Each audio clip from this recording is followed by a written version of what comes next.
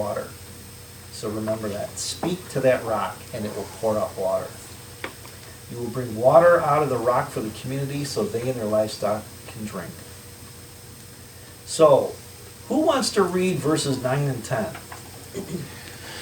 So Moses took the rod from before the Lord, and as he commanded him, and Moses and Aaron gathered the assembly together before the rock, and he said to them, "Hear now, you rebels, must we bring water for you out of this rock?"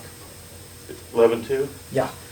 Then Moses lifted his hand and struck the rock twice with his rod, and water came out abundantly in the congregation, and their animals drank.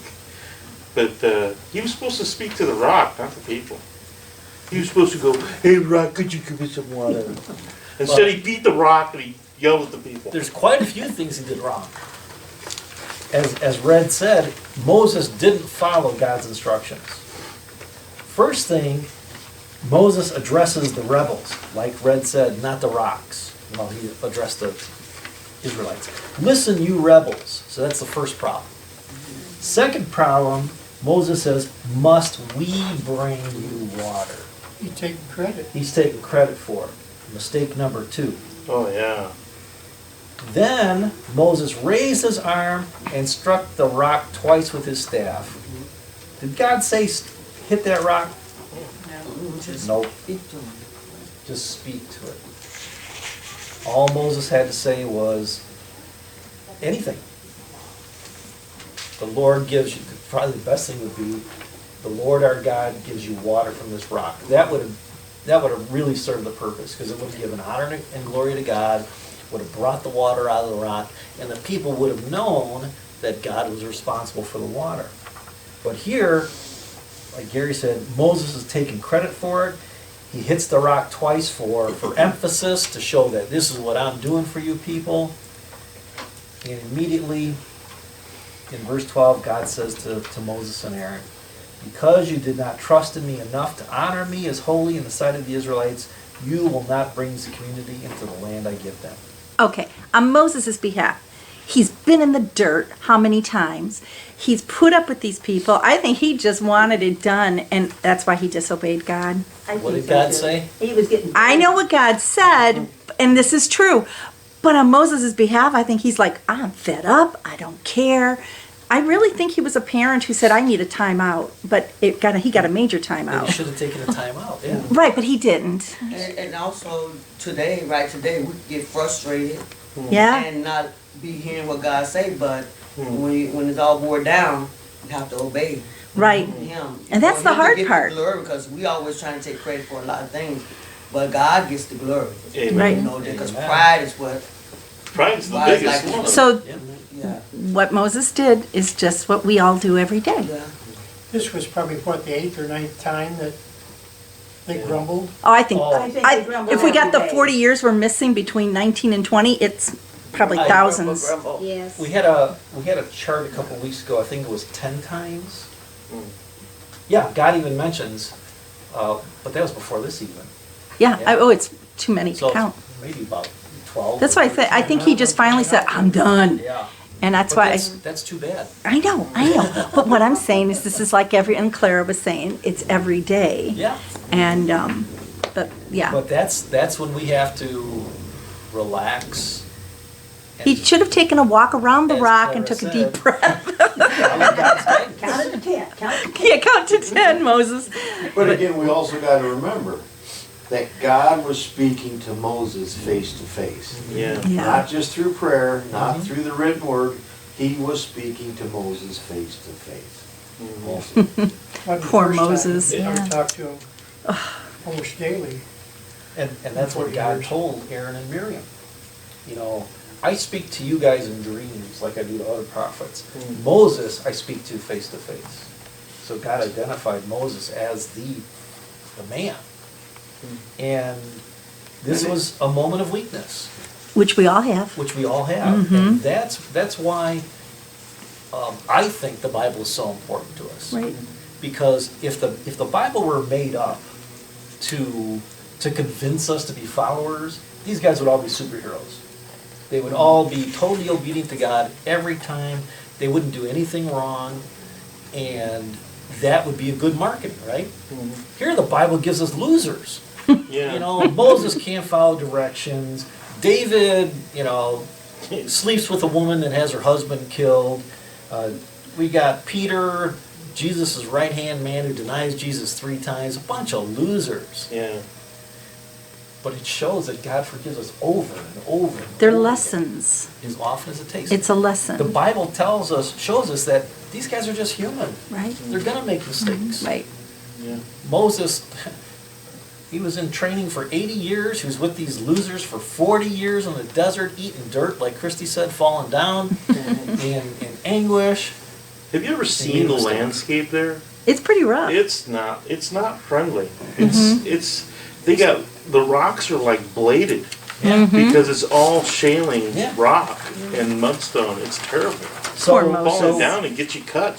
so God tells Moses, you're not going to get into the promised land. Did Moses cry? They don't say that. That's exactly where I was gonna go next. Oh, sorry. No, that's okay, that's good, it's a good segue. What does Moses usually do when God says he's gonna wipe out the Israelites? Ask forgiveness. He intercedes Right. for them. Right, right. He intercedes for them. Reconcilable. Here, where God tells Moses you're not gonna enter into the promised land, the thing you've been looking forward to your whole life, Moses obediently accepts that. He accepts his sentence. He doesn't fall down to his knees crying and say, I didn't mean it. He knows he did wrong. But maybe he's meaning too. Good riddance to them. I'll die over here, that's fine. I don't have to walk over there and deal with you over there. Moses is not the good guy here. No, but I'm trying to give him a little extra light here, dear. Come on, he put up with these He made idiots. a mistake. He's owning up to it. He's being an upright guy. Don't cut him any slack. This is I'm also cutting slack. this is also the pre-Jesus world. You know, there's no buffer between God's wrath and There's our no disobedience. intercessor for There's Moses. no intercessor. But he accepted it freely. He did, because he knows he made a mistake, he accepts the punishment, and that's what we should do. We shouldn't make excuses, we shouldn't be like our Awana kids who say, I didn't do it, I saw you. Yeah, you did. Yeah, you did. We have to own up to our mistakes and say, yeah, I made a mistake. I made a mistake. Another final rabbit hole. Yep, Just to think about the quantity of water that would come out of that rock, water 2 million people. And animals. And animals. And the animals. and Yeah. the animals, Yeah. and the It animals. was So, kind of a miracle. yeah, it shows, no doubt, a miracle, big time. And it shows the abundance of God.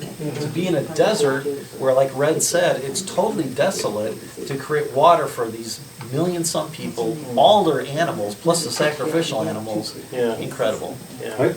When I was a kid, I always thought the land flowing with milk and honey was such a stretch from what it was, what it sounded like and what it was. I mean, desert, this is our land, the land flowing with milk and honey.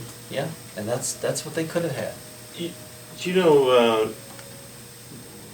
rabbit hole. Israel was quite desolate until 1947, and now it's very green. Yeah, they've done a and- lot and with it. They've done a lot Irrigated and everything. to bring the land back, and They did? well, I don't know about that. God did a lot to bring the world But they to also bring that are land back. now getting Yeah, to he do sent the some people to do it. pollution things. God, and the they're people. They're gonna wreck. They better I'm like be careful. Moses, Yeah. but I have a covering between me and my mistakes. Yeah. Yeah. So, he called that Yeah, well good point. Meribah? Meribah. Meribah? So again, everything. Which means quarreling, Jim. What's that? Meribah means quarreling in my Bible. Yeah, And that's what they were doing. yep. They were quarreling. When weren't they? Verse 13, these were the waters of Meribah, where the Israelites quarreled with the Lord, and where he was proved holy among them. Yep, so quarreling. So Moses makes the big mistake. He owns up to it. There's no one to intercede for him, so he doesn't make it to the promised land. So, verse 14, where did we hear Edom before? Oh. Esau. Esau's Kings. descendants. Exactly. Edom's sons, people. Edom was the country that was settled by Esau, And he's Esau's- protecting them. Jacob's brother, who God later renamed Israel. So when we see in verse 14, this is what your brother Israel says, this is the brothers coming back together again. Now, as a people, they weren't Jews in any way, shape, or form, the Edomites, right? The Edomites completely separated Yep. from God. Because they separated before God chose Jacob and renamed him. It's a very good point. That was the nation that cheered when Babylon destroyed Jerusalem, Yep. Not good people. wiped them out. So if you want details, go to Genesis chapters 25 to 33, and it'll talk about Esau, Edom, and why the people of Edom don't get along with the Israelites. So Israel says, just let us cut through. Let us make a shortcut here. But Edom says in verse 18, you may not pass through here. If you try, we will march out and attack you with the sword. And then the Israelites say, well, we're going to go along the main road. We're not even going to cut through. We're not going to, our livestock aren't going to drink any of your water. If they do, we'll pay for it. We only want to pass through on foot. Nothing else. They won't let them. Then Edom came out with them with a large and powerful army. In verse 21, since Edom refused to let them go through their territory, Israel turned away from them. God told Moses to do what the Edomites said to do in Deuteronomy. If we check Deuteronomy chapter 2, verses 4 through 5. Give the people these orders. You are about to pass through the territory of your relatives, the descendants of Esau, who live in Seir. They will be afraid of you, but be very careful. Do not provoke them to war, for I will not give you any of their land, not even enough to put your foot on. I have given Esau the hill country of Seir as his own. So God told Moses, we kind of get like in a preview of Deuteronomy, don't cut through there. What is Edom today in Israel? I mean, in that area? It's actually Jordan, Jordan? and it's basically, if you could think of a natural place to be a stronghold, this is the most perfect natural stronghold on earth. It's got very few narrow roads into that area, and you can defend those roads with very few people. Okay. They were never conquered by the Romans. They were never conquered by the Babylonians. Alexander paid them off. You know, they basically were they were impregnable. It's an impregnable area. Because the mountains are behind them, the sea is in front of them. Well, no, there are mountains all around them. Okay. Have you ever been to the Hole in the Wall out in western Nebraska? No. Oh, well, it's like just a narrow little passage through Okay. stone walls, and those narrow little passages, it's just like that. It's Is that Wow. a rabbit hole too? Yeah, it's a rabbit hole. Sorry. Well, no, I asked because I wanted to know today how, what kind of country it is that It's Edom just is. like a natural stronghold. Okay. So we hear that God in Deuteronomy gives us like a preview or a flashback. That's why they didn't go through the land, because God told them, I gave this land to Esau back in the day, it's his. So now the death of Aaron. The whole Israelite community set out from Kiddush and came to Mount Hor. At Mount Hor, near the border of Edom, the Lord said to Moses and Aaron, Aaron will be gathered to his people. He will not enter the land I give to the Israelites, because both of you rebelled against my command at the waters of Meribah. So here we see Aaron will be gathered to his people. That's our clue that he's going to die, because God's bringing him home to the people that passed before him. So God again confirms why Moses and Aaron aren't going to go into the promised land. And then here we see the first transition from one high priest to the next. Okay. Now, the high priesthood, that's inherited. There's no voting, there's no polling, it just gets handed down from father to son. Be real spooky to know that a couple of days you're gonna die, Yeah, for sure. And they, yeah. I think he's like Before Moses he too. died. I've had enough. Yeah, it takes a lot of peace. Aaron was older than Moses. Yeah. So was. so He was way in his hundreds. Yeah, he was way in his hundreds. Oh. And he still climbed that mountain. He was a Uh-huh. tough old bird, man. Okay, so Jeanette, in her study Bible, says Aaron was 123. That's right here. Oh, okay. Yeah. Oh, Wow. okay. So I found it somewhere. Okay. So, and the people knew that Aaron died because they saw Aaron's priestly robes on Eleazar. So Exodus chapter 29 tells us Aaron's sacred garments will belong to his descendants so that they can be anointed and ordained in them. The son who succeeds him as priest and comes to the tent of meeting to minister in the holy place is to wear them 7 days. So God gave Moses the prescription for how the high priesthood is handed down. He did that in Exodus.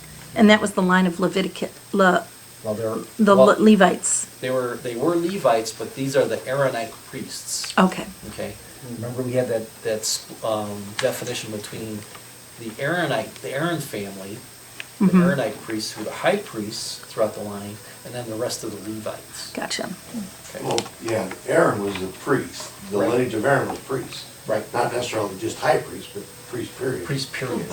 'Cause just being a Levite did not make you a priest. You No. had to be through Aaron's lineage. Right, you had to be a Levite to be a priest, but not all Levites were priests. And the Levites that weren't of Aaron's lineage, we read that they were actually, if they went into the temple, were killed. They were Yeah. qualified. And then they couldn't go near the altar either. Yeah, because we saw that revolt a couple chapters before, where the rest of the Levites said, "What makes you so good?" And then God came up with, he told them, "Okay, get your staffs, and the one that I pick, his staff is going to look different." And that's when Aaron's staff bloomed with the almonds and the flowers. Gotcha. Expand a little bit.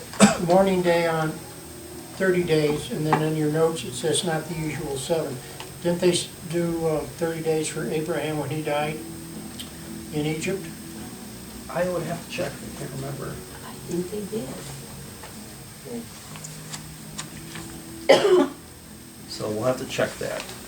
And by this time, most of the Israelites should have been dead, and a new generation is getting ready to go into the promised Mhm. land. Let's see, where are we at? Into 30 or 29. Okay.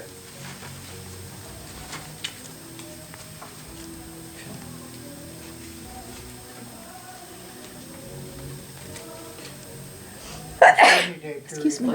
Thank you. Thank you. Thank you. Genesis 50.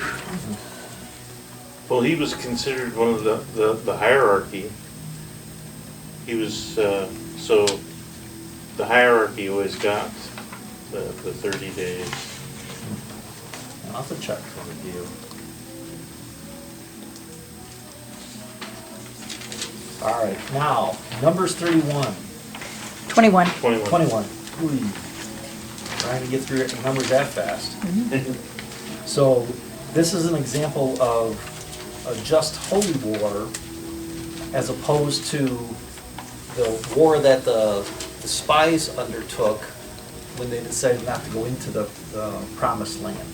So here, God approves of this war, and that's basically why they won. The Israelites make this vow to the Lord: if you will deliver these people into our hands, we will totally destroy their cities. Now,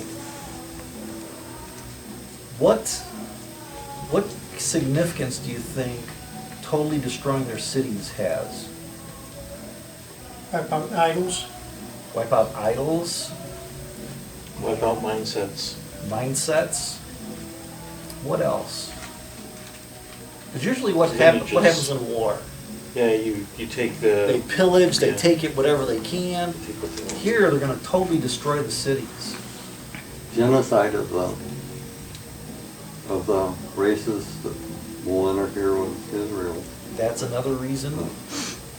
They don't want any contamination, because if they take, we'll take their women, then the women will affect the men And their kids. and their kids. They won't be of the line. They won't be. Blame the women. And, well, no, We don't the guys are to blame. The guys are to blame. The guys are the blame because they took the women. Okay. Unless They're there's not credit to be given. getting wealthy. Just Right. remember, They're not God created women because men need help. So what's happening? Lots of it. Lots of them. When you They won't think ask for of directions. when you think of a sacrifice, okay, guys, reel you back in. I'm sorry. He's down a big rabbit hole lately. Red, don't battle with that table. You're gonna lose. I You're know. gonna lose. They're like my mothers. Excuse me? Well, and sisters. Three moms and a sister, so you're in trouble. I know. So, totally destroy their cities. That's the same thing that happens with a sacrifice. When you do a sacrifice, you burn up the whole thing. So what the Israelites are doing here is they're making a sacrifice of this city to God. They're not going to take any wealth from it. They're not going to pillage it. They're not going to take anything. They're just going to offer up the whole city to God. So that's what they're doing here. So it's almost Sodom and Gomorrah like. kind of, yeah. You know, Jesus said it's going to be more favorable for Sodom and Gomorrah than Tyre and Sidon in the day of judgment. So these people are actually given a chance in the end times by being wiped out. Yeah, if they believe. If they believe. So the bronze snake, what is this bronze snake? We're going to find out. This is the funniest story in the Bible. Yeah, until you start making some links. Yeah. So, once again, the Israelites traveled from Mount Hor along the route to the Red Sea, so they went around Edom, like God told them to, but the people grew impatient on the way. Oh my goodness. This never happened before. Boy, go through the desert again, oi. They spoke against God and Moses. Psalm 78 tells us why the Israelites were complaining. They would not be like their ancestors, a stubborn and rebellious generation whose hearts were not loyal to God, whose spirits were not faithful to Him. They did not keep God's covenant and refused to live by His law. They forgot what He had done and the wonders He had shown them.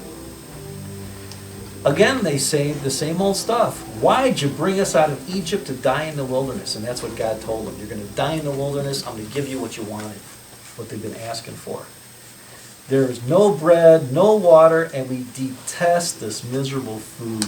So that's the thing that got God this time. God gave them everything. He gave them manna. He gave them quail. He gave them water. And here they say, we hate this stuff. Incredible. And this is the final rebellion of the